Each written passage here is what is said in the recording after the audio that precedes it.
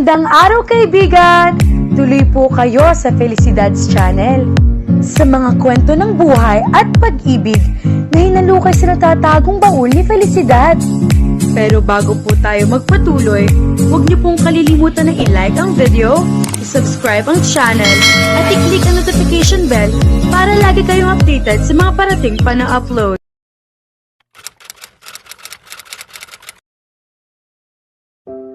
Sampung taon na nakalipas. Papadilim na, ngunit nanatili nakaupo sa Esperanza sa hagdan ng kanilang Teresa. Kanina pa siya roon at hinihintay ang pagdating ng Kuya Mandy niya. Semestral break, kaya mananatili ng halos 2 buwan sa kanilang kapatid. Katunayan, ay noong 1 linggo pa dapat umuwi ang Kuya Mandy niya, subalit ipinasya nitong tapusin na muna ang 5-month contract nito sa burger chain na pinagtatrabahuhan. Sa gabi, pumapasok ito sa universidad. Her brother was self-supporting. Iyon sa kabila ng kahit paano ay kaya naman itong pag-aralin ng mama nila. Subalit mula nang mamatay ang papa nila, may 3 taon na nakalipas, ay sinikap na ng Kuya Mandy niya na huwag maging pabigat sa ina. Alam nitong hindi naman malaking insurance ng ama nang mamatay ito, at kalahati pa niyon ay ipinambayad sa natitira pa nilang loan na magpa-renovate ng bahay nila. Nang mamatay ang papa nila, ay hindi katalinuhang paabutin pa ng ilang taon ng paghuhulog dahil wala namang aasahang magtatrabaho para sa kanila. Ang mama nila ay gasino ng kinikita bilang empleyado sa post office sa bayan, at kung may natitira mang pera ay iminungkahi nito sa mama nila na itago na lang sa bangko para sa pag-aaral ni Esperanza hanggang sa makapagtapos siya sa kolehiyo. Sa pag-uwing ito ng kapatid ay doble excitement na nararamdaman ni Esperanza dahil sinabi nito may kasama itong classmate na gusto magbakasyon sa kanila. Zaza anak, asikasuhin mo muna ang silid ng darating na bisita ng kuya mo. Kanina ka pa dyan ah. Ayos na lahat mom, ang bisita na lang ng kulang. At bakit naman kasi ang tagal ni kuya? Sabi niya, dito sila manananghalian. Baka hindi na nakaalis ka agad ang kuya mo sa Maynila. Tumayo ka na riyan at dito mo na hintayin ang kapatid mo. Humakbang na ito pabalik sa loob. Ilang sandali pa siyang hindi tumitinag nang matantong tama ang ina. Tumayo siya mula sa pagkakaupo sa baitang ng hagdan. Pinagpaganiya ang imaginary dust ng suot niyang pedal pusher. Tatalikod na sana siya nang marinig ang ugo na paparating na sasakyan. Inaasahan niyang tricycle iyon na maghahatid sa kapatid mula sa highway. Subalit nang lumingon siya sa labas ng bakuran, ay isang kotseng pula ang natanaw niyang papalapit sa bahay nila.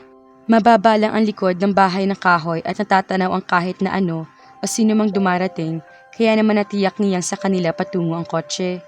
At hindi siya nagkamali dahil tinutumbok ng sasakyan ng bakuran nila. Bumukas ang salamin ng bintana sa bahagi ng passenger seat at sumunga ang ulo ni Mandy at kinawayan siya. Agad na nagliwanag ang mukha niya. Kuya! Tili niya at tigmamadaling binuksan ang gate nila. Ilang sandali pa ay pumarada na sa harap ng bahay nila ang kotse at lumabas ang kuya niya. Patakbo niyang niyakap ito. Uy, mukhang tumatangkad ka ah, tukso ni Mandy at ginulo ang buhok niya. Halos 6 na buwan din silang hindi nagkita. Di kasig ba naman? Lumabi siya at excitement itinuon ang mga mata sa driver ng kotse na nasa labas na at nakatingin sa kanilang magkapatid. Nanlaki ang mga mata niya na makitang hindi babae ang kasama nito kundi lalaki. At hindi lang basta lalaki, kundi magandang lalaki. Sandaling nahigit niya ang hininga. Ito na yata ang pinakagwapong lalaki na nasilayan niya. Walang sinabi ang Captain Ball nila sa eskwelahan. Hinubad nito ang suot na shades at tumingin sa kanya at ngumiti na tila nag-e-endorso ng bagong brand ng toothpaste. She almost melted had her brother's arms were not around her. Drake, my sister. So, this must be little Esperanza. Anito na makalapit sa kanya. Inilahad ang kamay. Lihim siyang napasinghap.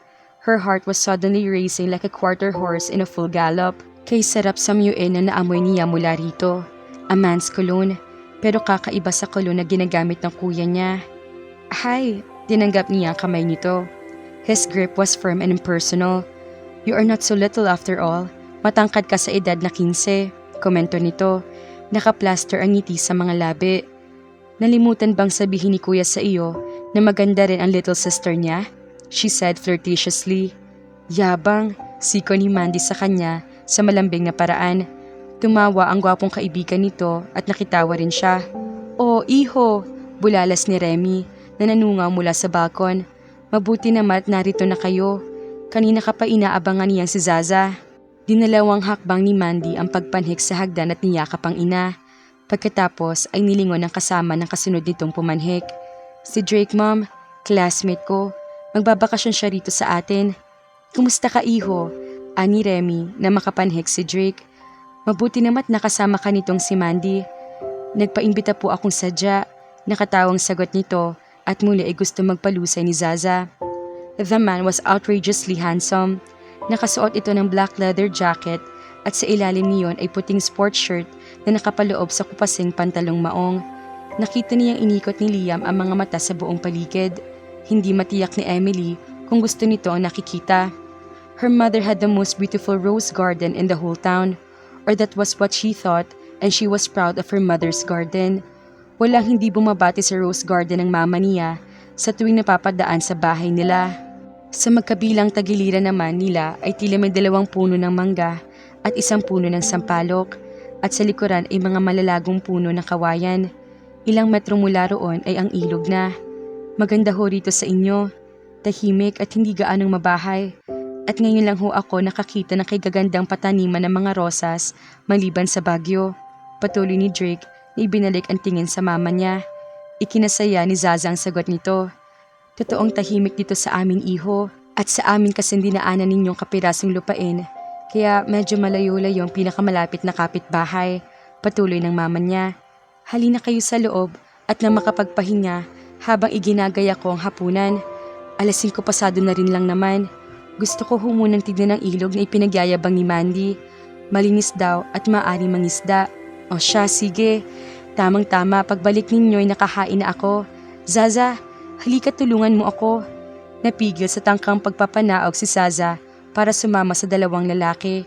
Mula sa balkon ay sinundan niya ng tingin ang mga ito hanggang sa itago ang kuya niya at si Drake ng malalagong punong kawayan. Napasandal siya sa handrail ng balkon.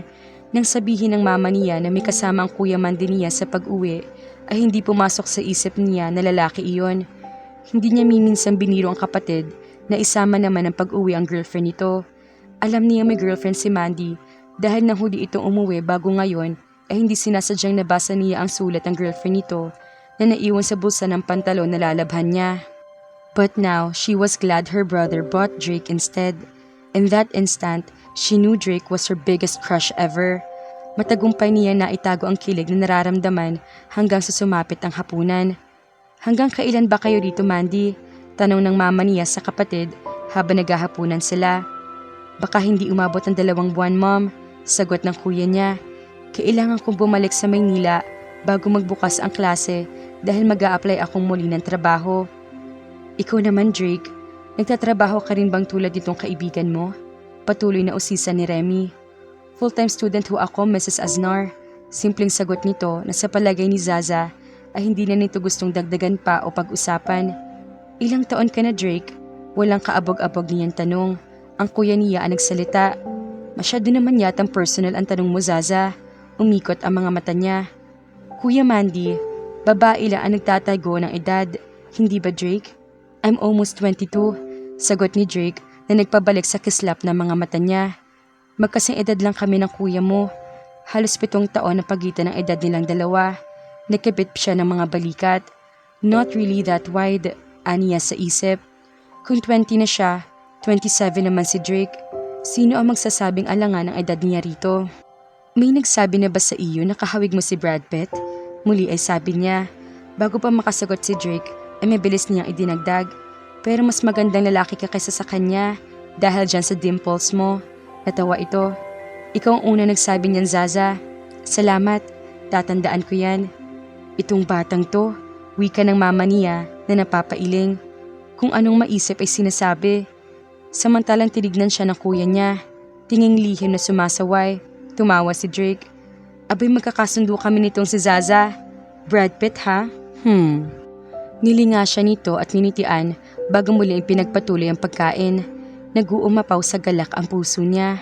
Matagal niya makakasama si Drake habang nagbabakasyon ito sa kanila. Hindi siya makapaniwalang kaharap niyang replika ng paborito niyang male foreign actor. Zaza, pagkakain samahan mo na sa itaas si Drake na makapagpahinga. Pagod kami sa mahabang biyahe. Utos ng kuya niya sa kanya. Sure, tinitigan niya si Drake at nginitian.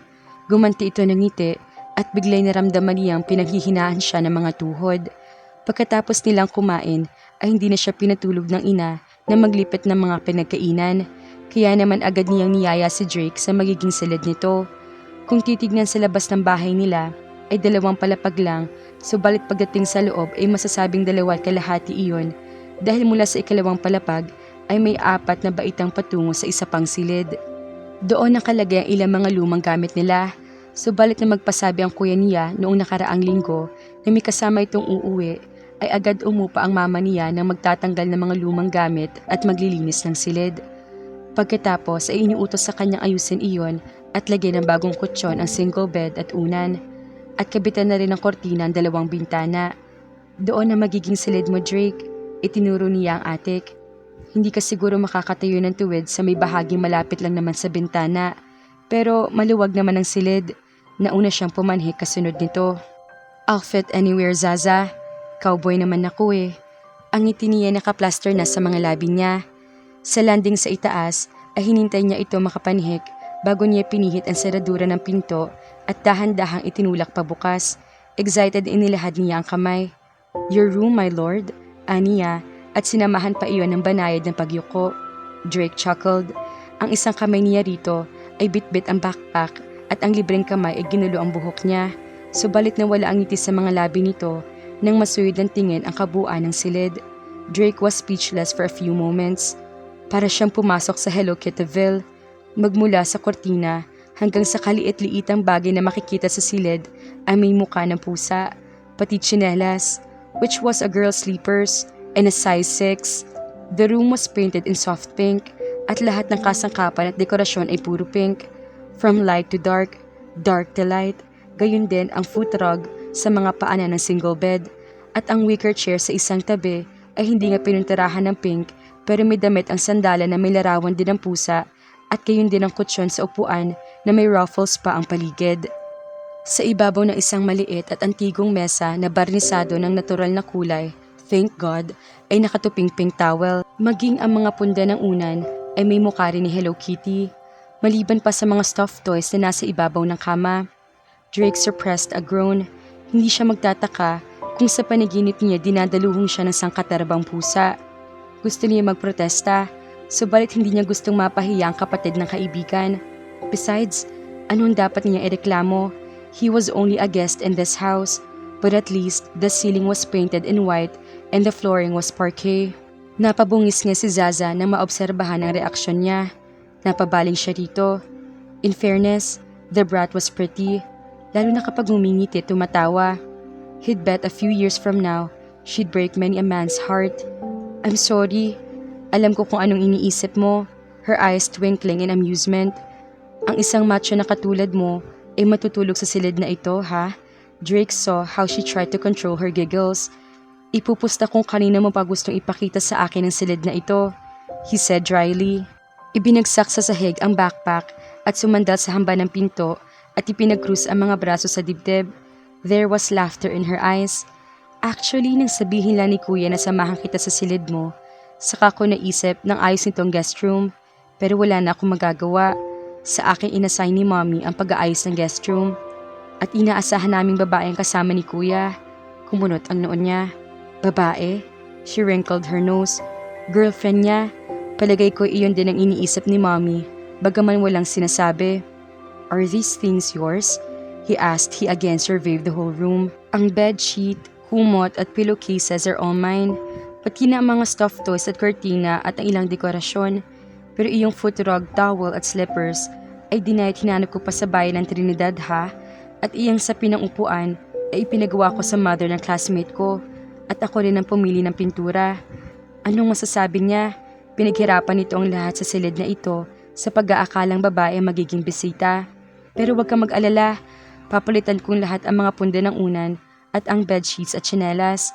Pero wala na akong magagawa sa pintura at mabilis siyang umiling. No, it doesn't matter. Sayang naman itong pinaghirapan mo kung papalitan mo. Anyway, maganda naman, refreshing. It feels like I'm in Hello Kittyville, ani Drake sa nagpaparayang tono. Sigurado ka? She bit her lip, torn between amusement and embarrassment. Very.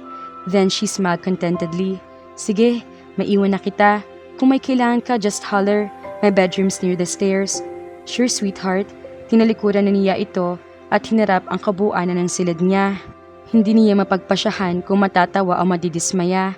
Pakiramdam niya ay nasa loob siya ng isang Disneyland movie. Tama nga pala mga kafelisidad. Zaza ang tamang babae na pwede niyang pakasalan. At ang batang si Zaza ay kaagad nagkagusto kay Drake. Kaya naman, abangan!